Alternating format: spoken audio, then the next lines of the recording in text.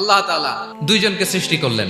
উদাহরণস্বরূপ একজনের নাম আব্দুল্লাহ আর একজনের নাম আব্দুর রহমান। সৃষ্টির পরে আব্দুল্লাহকে বললেন, আব্দুল্লাহ, আমি জানি তুমি পৃথিবীতে 50 বছর হায়াত পাইতা, খুব ভালো কাজ করতে, তুমি দুনিয়াতে অনেক ভালো কাজ করতে, এটা আমি আগেই জানি, আমার অসীম জ্ঞান বলে আমি আগে থেকেই জানি। তো যাও, তোমার এইমাত্র সৃষ্টি করলাম, তুমি জান্নাতে ঢুকে যাও, কারণ আমি জানি তুমি জান্নাতি হবে। আচ্ছা, আর আব্দুর রহমান, তুমি পৃথিবীতে খুব খারাপ কাজ করতে, এটা আমি জানতাম, তুমি জাহান্নামী হবা, যাও, যেহেতু আমি জানি পরীক্ষার আর দরকার নেই, তোমারে জাহান্নাম দিয়ে দিলাম, যাও ঢুকে যাও।